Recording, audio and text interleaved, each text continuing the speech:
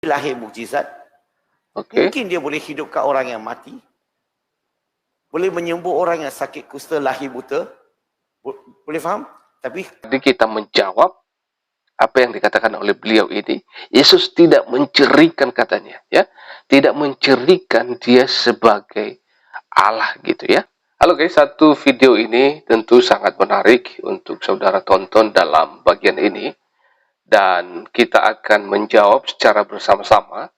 Setelah nanti saudara boleh melihat dulu secara full video ini, sehingga saudara boleh menyimpulkan, boleh memahami, boleh menangkap apa yang disampaikan oleh beliau ini. Nah, teman-teman semua, saya kurang tahu siapa nama beliau ini, tetapi sering sekali video-video beliau ini muncul di media sosial.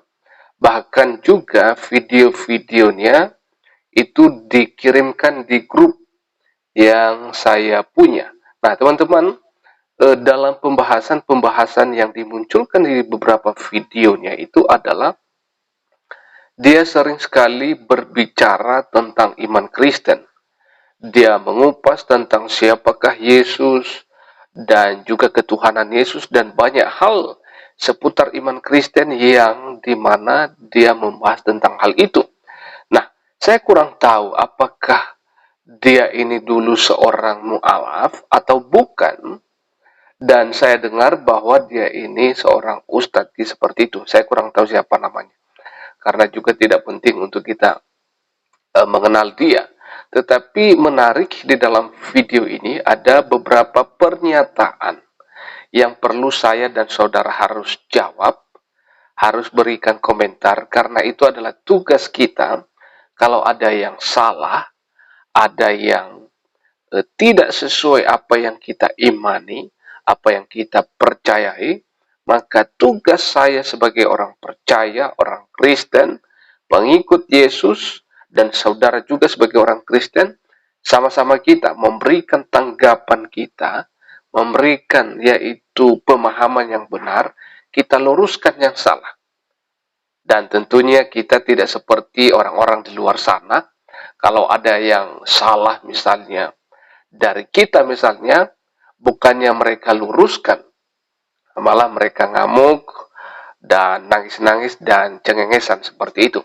Nah, kalau kita sebagai orang Kristen harus membiasakan diri, yaitu dengan sabar hati, dengan tenang, dengan rendah hati, dan meluruskan apa yang memang mereka belum tahu. Walaupun kadang-kadang mereka adalah pura-pura tidak tahu, mereka pura-pura bodoh, mereka pura-pura tidak mengenal. Padahal sebenarnya mereka tahu bahwa itu kebenaran. Tetapi mereka seringkali itu menyelewengkan dari kebenaran-kebenaran yang ada. Nah, itu tidak apa-apa. Sebagai seorang hamba, sebagai seorang Kristen yang baik dan benar, tugas kita adalah, pekerjaan kita adalah, yaitu meluruskan dan menyampaikan kabar baik. Ya, siapa tahu Roh Kudus akan mengubah hati mereka yang keras itu, dan akhirnya kebenaran itu sampai kepada mereka, dan mereka juga boleh bertobat dan kembali kepada jalan yang benar.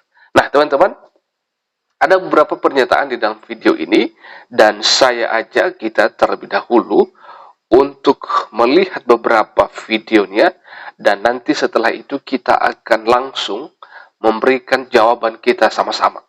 Ayo, kita lihat sama-sama satu video ini sampai selesai. Yuk. biasa. Maka Jesus Christ hebat tak? Sangat hebat dari sudut kita orang Islam. Tetap dia tidak ada ciri-ciri ketuhanan. Okey. Mungkin dia lahir mukjizat. Okey. Mungkin dia boleh hidupkan orang yang mati. Boleh menyembuh orang yang sakit kusta, lahir buta. Boleh faham?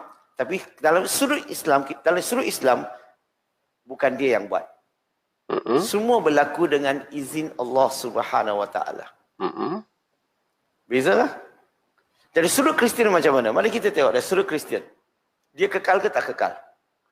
Nah, jadi teman-teman, kita melihat di sini bahwa dia menyatakan Yesus itu memang dia hebat ya. Dia menyatakan beberapa mukjizat yang dilakukan oleh Tuhan Yesus selama Tuhan Yesus berada di dunia.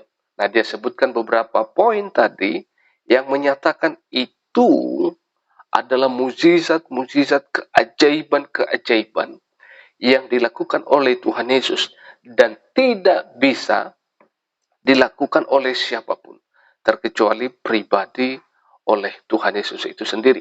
Yang pertama adalah dia sebutkan tadi, Yesus itu lahir, ya, Yesus itu lahir tanpa yaitu indikasi atau campur laki-laki, tetapi dia adalah lahir yaitu dari Roh Kudus, gitu ya. Dia lahir tanpa memiliki yaitu hubungan antara suami dan istri. Jadi itu yang pertama. Yang kedua, juga mukjizat-mukjizat yang dilakukan oleh Tuhan Yesus. Misalnya orang buta yang sejak lahir bisa melihat, dan juga orang lumpuh bisa berjalan kembali. Orang tuli bisa mendengar, yang lumpuh bisa berjalan, dan segala jenis penyakit yang dibawa kepadanya itu bisa diselesaikan dan disembuhkan oleh dia. Nah, itu adalah keajaiban-keajaiban yang dilakukan oleh Tuhan Yesus. Nah, ada hal yang menarik dari pernyataan beliau ini. Dia mengatakan bahwa itu sama sekali perbuatan-perbuatan atau mukjizat-mukjizat, pekerjaan-pekerjaan yang dilakukan oleh Tuhan Yesus itu sama sekali itu tidak mencirikan bahwa dia adalah Tuhan. Nah, itu hal menarik. Nah, bagaimana menurut teman-teman apa yang disampaikan oleh beliau tadi? Dia mengatakan bahwa segala mukjizat, segala keajaiban yang dilakukan oleh Yesus sama sekali itu tidak mencirikan bahwa dia adalah Allah, gitu, seperti itu. Nah, teman-teman, mari kita jawab sama-sama ya. Kita perlu melihat dulu bahwa ribuan tahun, bahkan dalam kitab Kejadian pun, dalam masa penciptaan, Yesus disebutkan di sana, ya. Yesus disebutkan di sana. Dan juga kita melihat nanti beberapa nubuatan para nabi yang memang itu dituliskan dan itu menuju kepada pribadi Tuhan Yesus. Dan juga nanti ungkapan Tuhan Yesus membuktikan sendiri bahwa memang dia adalah Allah. Seperti itu. Nah, kita coba melihat dulu misalnya nubuatan di dalam Kejadian pasal 3 ya. Kejadian pasal 3 ayat yang ke-15 menyatakan demikian. Aku akan mengadakan permusuhan antara engkau dan perempuan ini, antara keturunanmu dan keturunannya. Keturunannya akan meremukkan kepalamu dan engkau akan meremukkan tumitnya. Nah, ini adalah salah satu nubuatan di mana terjadi permusuhan antara keturunan yaitu perempuan itu, dan di sini dikatakan dan engkau akan meremukkan tumitnya. Ini berbicara tentang kuasa si jahat ya, kuasa iblis, dan Tuhan Yesus mengalahkan itu semua. Nah, di dalam Yesaya juga disebutkan misalnya ya, dalam Yesaya pasal 7 ayat 14, di sini dikatakan bahwa sebab itu Tuhan sendirilah yang akan memberikan kepadamu suatu pertanda.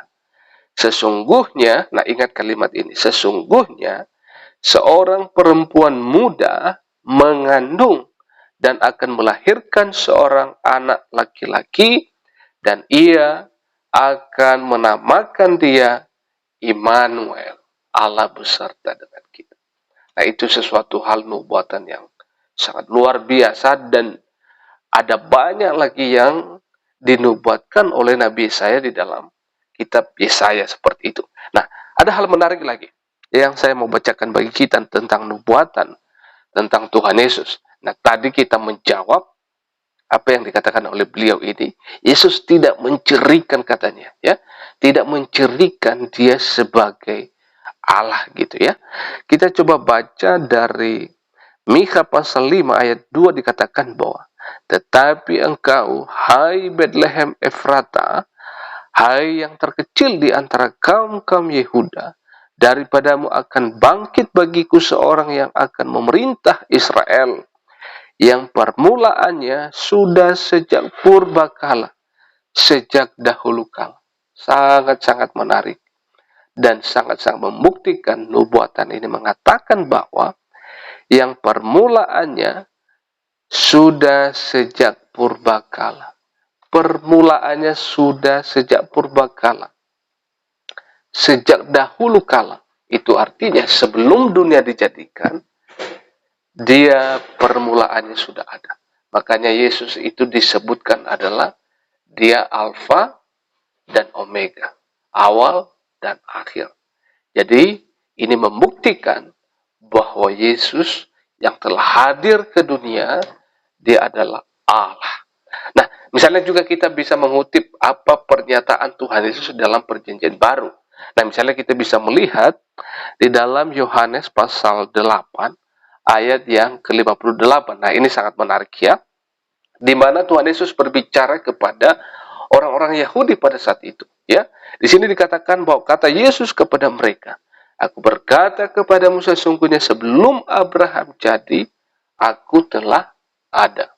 Nah, jadi Tuhan Yesus mengatakan di dalam perjanjian baru pada saat dia sudah ada di dunia ini secara fisik, ya, secara real yang bisa kita lihat, bisa pegang. Tuhan Yesus berkata kepada orang-orang itu pada saat itu, "Aku berkata kepadamu, sesungguhnya sebelum Abraham jadi, aku telah ada." Ya, kita melihat bahwa antara Tuhan Yesus, pada saat Tuhan Yesus telah hadir ke dunia, dan Abraham di dalam perjanjian lama, itu ribuan tahun. Tetapi Tuhan Yesus mengatakan, sebelum Abraham ada pun, saya telah ada. Nah, itu membuktikan bahwa Yesus itu adalah, dia adalah Allah pribadi, Allah Tritunggal yang digambarkan, yaitu dia sebagai seorang anak, atau Allah Tritunggal, Allah Bapa, Anak, dan Roh Kudus. Nah, ini sangat jelas teman-teman. Nah, jadi juga apa yang membuktikan bahwa Yesus itu adalah Tuhan. Misalnya kita melihat bahwa Yesus memberikan pengampunan dosa. Kalau saya boleh bertanya kepada kita semua, siapa para nabi yang pernah kita kenal di dunia ini berani mengatakan atau berani memberikan pengampunan dosa selain pribadi Tuhan Yesus yang telah hadir ke dunia? Siapa? Tentu sama sekali tidak ada yang berani, nabi siapapun yang kita lihat di dunia ini, yang berani memberikan pengampunan dosa. Dan Tuhan Yesus melakukan itu di dalam perjanjian baru. Kita juga melihat bahwa Yesus itu adalah kenapa disebut dia sebagai, bukan disebut karena memang dia adalah Allah. Karena apa? Dia memiliki atribut, dia memiliki kuasa, dia memiliki otoritas. Jadi jelas bahwa dia adalah benar-benar Allah. Jadi ini jelas teman-teman, bahwa Yesus yang kita percayai, dia adalah Allah saya dan Allah saudara. Maka tentu kita harus mengingat, ini sesuatu hal ya, keterbalikan dari pemikiran-pemikiran saudara-saudara kita. Mereka mengatakan bahwa manusia diangkat menjadi Tuhan. Bukan itu. Tetapi Tuhanlah yang menjadi manusia. Ya, Tuhanlah yang berinkarnasi menjadi manusia. Jadi kita percaya bahwa Allah itu maha kuasa. Kalau Allah itu maha kuasa, bisa enggak dia menjadi apa saja? Bisa. Maka dia menjadi manusia, tentu kenapa Tuhan menjadi manusia? Karena ada misinya, yaitu menyelamatkan manusia yang berdosa. Bukan yang diselamatkan itu adalah hewan, tetapi yang diselamatkan itu adalah manusia kita. Maka dia harus menjadi pribadi manusia itu sendiri. Nah, jadi ini jelas ya, apa yang diungkapkan oleh beliau ini ya, saudara kita ini. Oke, ini kita sudah jawab dan teman-teman juga boleh memberikan tanggapan saudara di kolom komentar di bawah.